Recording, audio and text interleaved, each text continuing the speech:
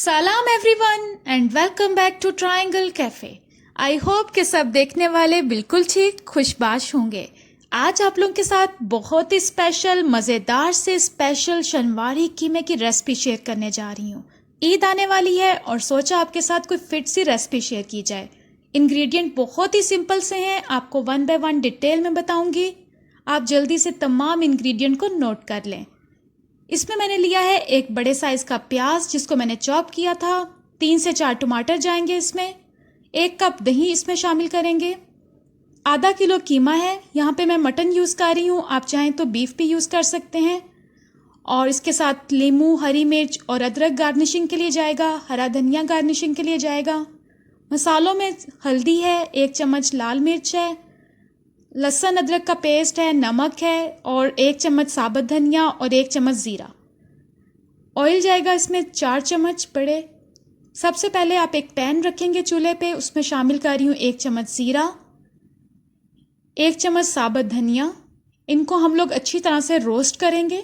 इसको 2 मिनट के लिए आप अच्छी तरह से भूनेंगे कि इसकी खुशबू आने लग पड़े और कलर चेंज हो जाए, तो हम इसको उतार लेंगे और इसको मोटा मोटा ऐसे आपने पीस लेना है।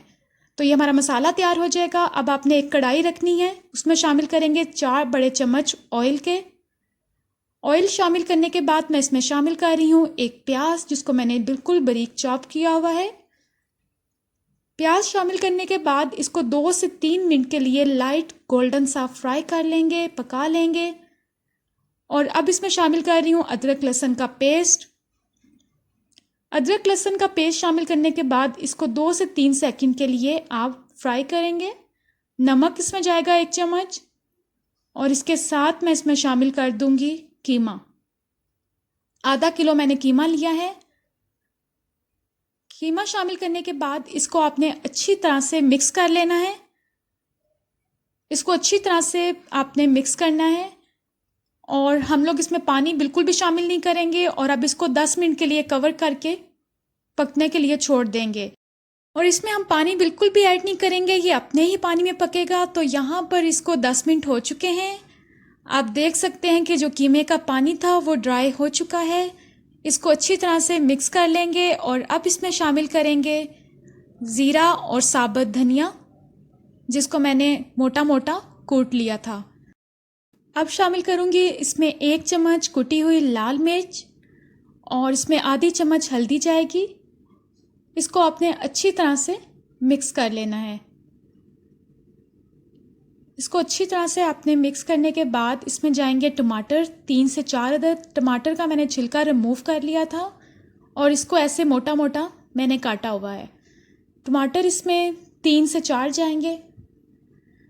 टमाटर शामिल करने के बाद इसको आपने कवर करके 4 से 5 मिनट के लिए पकाना है दम पर, हल्की आंच पे। और यहाँ पे 4 से 5 मिनट हो चुके हैं। माशाल्लाह से बहुत ही प्यारी खुशबू आ रही है और जो हमारे टमाटर हैं वो भी नरम हो चुके हैं। अब आपने टमाटर को इस तरह चम्मच की मदद से अच्छी तरह से मिक्स कर लेना है।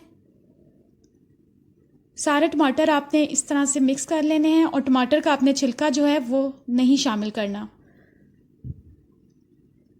और अब इसको मैं 2 से 3 मिनट के लिए अच्छी तरह से दरमियानी आंच पे फ्राई करूँगी। और अब इसमें शामिल कर रही हूँ 1/2 कप दही। दही शामिल करने के बाद इसको आपने अच्छी तरह से मिक्स कर लेना है।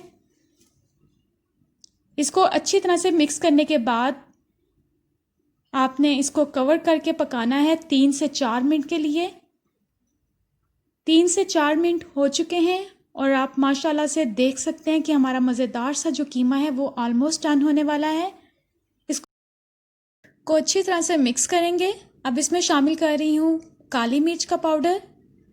काली मिर्च का पाउडर शामिल करने के बाद इसको आपने अच्छी तरह से मिक्स करना है। और अब इसमें शामिल करूँगी 3 से 4 सब्ज़ मिर्च जिसको मैंने दरमियान से काटा हुआ था। और सब्ज़ मिर्च शामिल करने के बाद इसको आपने मिक्स कर लेना है। और अब इसमें शामिल करूँगी थोड़ा सा हरा धनिया।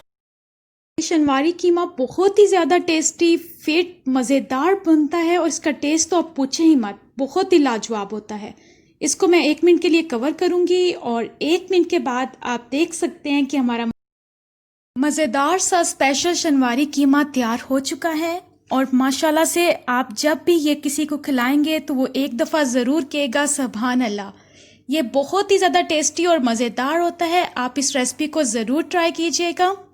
اگر آپ کو ریسپی اچھی لگی ہے تو لائک، کمنٹ اور شیئر ضرور کریں اور میرے چینل کو ضرور سبسکرائب کریں، اور آپ اس ریسپی کو بقرہ عید پہ ضرور ٹرائی کریں، اور انشاءاللہ بہت ہی اسپیشل شنواری قیمہ آپ گھر پر تیار کر سکتے ہیں، اور وہ بھی بہت ہی کم انگریڈینٹ کے ساتھ۔